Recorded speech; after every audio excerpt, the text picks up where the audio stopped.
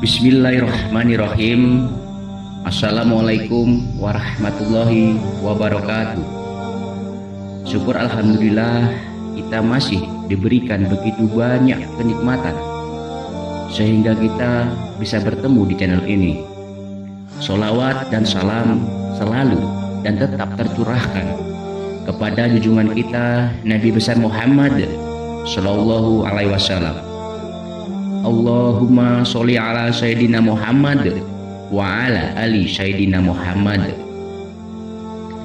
Harapan dan doa saya semoga saudaraku semuanya dimanapun berada selalu diberikan kesehatan jasmani maupun kesehatan rohani, dilapangkan rezekinya, diampuni dosa-dosanya, dan dipanjangkan umurnya.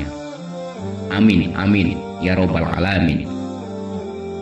Allah ya Rob, Allah ya Robi, mudahkanlah urusan kami, agama kami, dunia kami, wahai Allah yang mengetahui. Sahabat beriman yang dirahmati Allah Subhanahu wa Ta'ala, di video ini izinkan saya untuk membahas jangan percaya sepenuhnya pada teman. Boleh saja kita berteman dan menjalin persahabatan, tetapi selalu ingat untuk tidak sepenuhnya bergantung kepada teman atau sahabat. Memang banyak kisah persahabatan yang berujung indah, teman sejati sampai selamanya, melewati saat-saat susah dan senang bersama. Masa muda diwarnai dengan pertemanan dan persahabatan. Tanpa teman, hidup akan terasa monoton, sepi, dan membosankan. Sebagai manusia, kita memang membutuhkan teman. Tetapi tidak jarang kita dengar ada kisah teman yang menusuk dari belakang. Ada teman yang tidak mau bayar hutang lalu menghilang. Ada yang mengaku teman tetapi malah merebut calon pasangan. Ada teman yang mengajak kerjasama tetapi malah kabur dan berkhianat pada perjanjian yang sudah dibuat. Ada banyak sekali kisah tentang teman yang ternyata sekedar mencari apa yang baginya menguntungkan. Sahabat beriman yang dirahmati Allah Subhanahu wa Ta'ala, cinta dan persahabatan memang hal yang baik, tetapi sebagaimana semua hal di dunia ini, keduanya dapat membuat manusia terlena. Manusia bisa menurunkan kewaspadaan dan pertahanan karena adanya teman. Bagi kita, memiliki teman selalu berarti kekuatan dan kebesaran. Namun, teman juga manusia biasa yang bisa melakukan kesalahan dan mengkhianati kita. Meskipun mungkin disengaja. Oleh karena itu, kita perlu tetap berhati-hati dan mempertahankan kewaspadaan dalam menjalin persahabatan. Faktanya, teman bisa atau mungkin saja mengkhianati kita, meskipun kita memiliki teman dekat yang baik dan bisa diandalkan. Tidak menutup kemungkinan bahwa ada manusia yang berpura-pura menjadi teman kita untuk bertujuan tertentu atau memiliki niat buruk di balik persahabatan mereka. Bahkan ada teman yang awalnya tidak berniat buruk kepada kita, tetapi berubah menjadi memiliki niat buruk karena satu atau lain sebab. Oleh karena itu, kita perlu mengasah intuisi dan kewaspadaan kita dalam menjalin persahabatan, serta memahami karakter dan niat teman kita secara lebih baik. Banyak kisah yang bisa diceritakan mengenai kejatuhan mereka yang menaruh kepercayaan terlalu berlebihan kepada teman.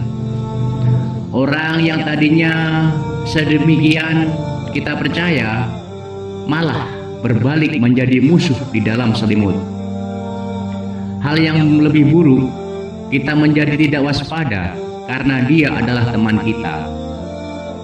Kadang kita malah memaklumi perbuatan buruknya pada kita dengan alasan untuk menjaga persahabatan. Orang-orang bijak sepanjang zaman telah mengingatkan kita untuk waspada juga kepada teman. Selain kepada musuh, teman bisa menjadi musuh paling mematikan karena kita tidak mewaspadainya. Karena ia sering berada di sekitar kita dan kita tidak ragu menyerahkan terlalu banyak kepercayaan kepadanya. Inilah yang menjadikan teman sebagai sosok yang sangat berbahaya ketika dia berbalik menjadi musuh kita di kemudian hari. Sahabat beriman yang dirahmati Allah Subhanahu wa taala, memiliki teman memang menyenangkan. Sosoknya bisa menjadi penopang saat hidup berjalan terlalu keras. Kehadiran teman dapat menjadi penguat ketika kita sedang berdiri sendiri. Keberadaan teman mampu menjadi pengusir sepi. Wajar jika orang kebanyakan kemudian lebih mengutamakan teman-teman mereka atau orang-orang yang sudah mereka kenal. Ini terjadi di banyak bidang. Saat tengah merekrut tenaga kerja atau memilih rekan untuk berkongsi bisnis lainnya, kita cenderung mengutamakan mengajak mereka yang sudah kita kenal. Syukur-syukur teman dekat. Soal keahlian atau kemampuan mereka dalam berbisnis itu urusan nomor kesekian. Memang rasanya lebih nyaman berjuang dengan teman-teman yang sudah kita kenal. Ini mungkin tidak apa-apa dalam hal-hal yang bersifatnya tidak terlalu urgen atau mendesak. Tetapi berbahaya untuk hal-hal yang sifatnya bisnis. Kita mungkin merasa sudah mengenal dekat teman-teman kita, tetapi kita sebenarnya belum mengenal dirinya sedekat itu. Merasa itu kadang berbeda dengan apa yang sebenarnya. Banyak teman yang tidak mengatakan apa yang sebenarnya hanya untuk menghindari perselisihan. Misalnya saja, ia tidak menegur kita ketika kita salah jalan hanya karena sungkan, atau hanya karena tidak ingin merusak hubungan pertemanan. Banyak juga teman yang sengaja menutupi kekurangannya di hadapan kita agar tidak saling menyinggung satu sama lain. Sebagaimana banyak kita lebih baik menghindari perselisihan meskipun harus berbohong. Niatnya mungkin baik agar tidak membuat kita tersinggung, padahal ketidakjujuran dapat berujung fatal dalam hubungan personal, apalagi hubungan bisnis. Ia akan mengatakan baju kita bagus, motor kita keren, pekerjaan kita idaman, atau hasil karya kita sempurna. Bisa juga ia jujur dengan hal itu, tetapi bisa jadi tidak.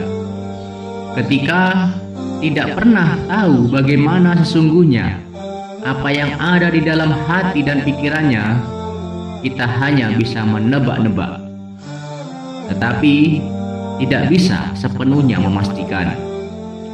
Dalam hubungan bisnis, mempekerjakan teman bisa berbalik menjadi dikerjai teman jika kita tidak berhati-hati dalam memilih rekan.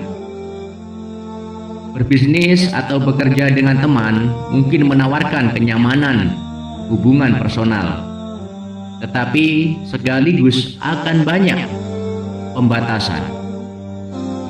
Bekerja sama dengan teman bisa jadi akan menurunkan profesionalitas, membuat kita lebih memaklumi kesalahan yang ia lakukan, meskipun kesalahan itu fatal.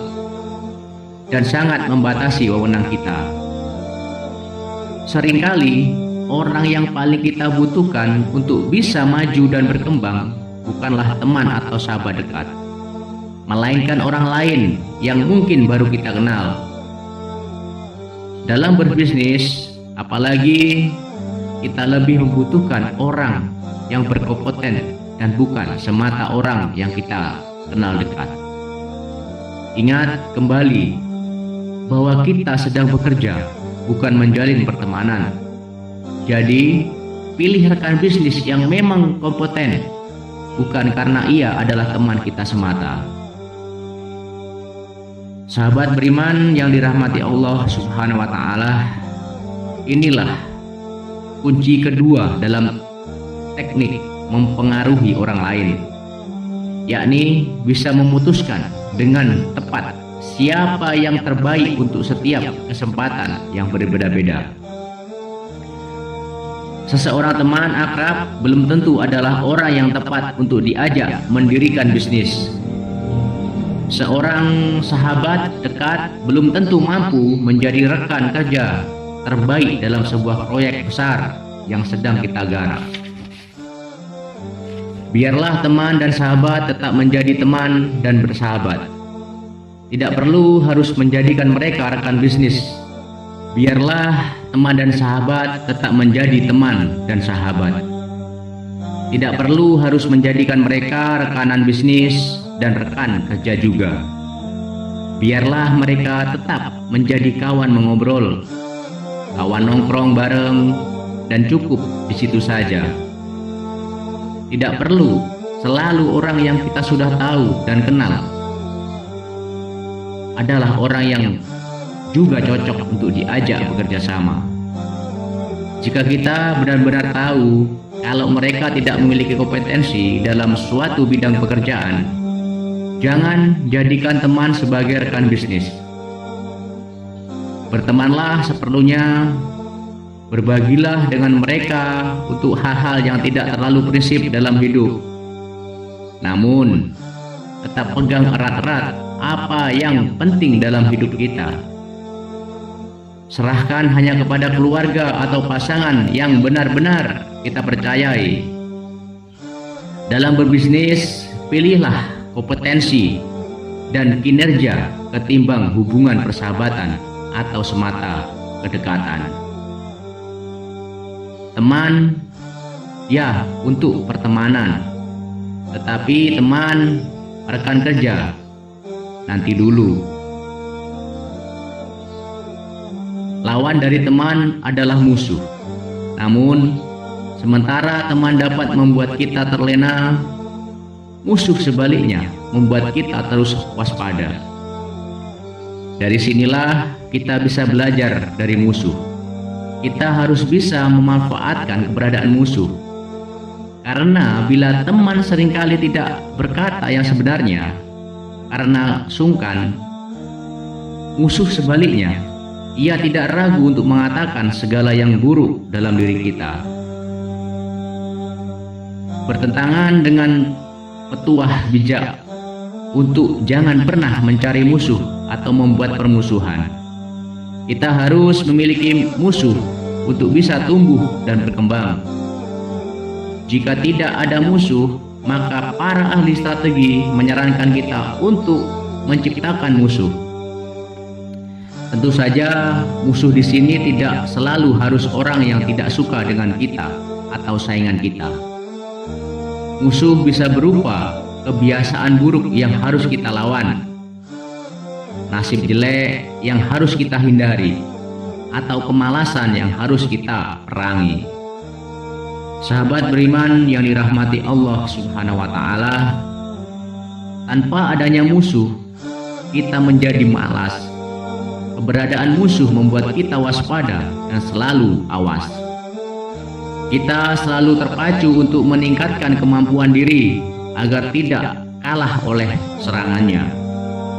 Musuh membuat kita keluar dari zona nyaman, mendorong kita untuk terus berkembang agar bisa mengunggulinya. Inilah manfaat tak langsung dari memiliki musuh.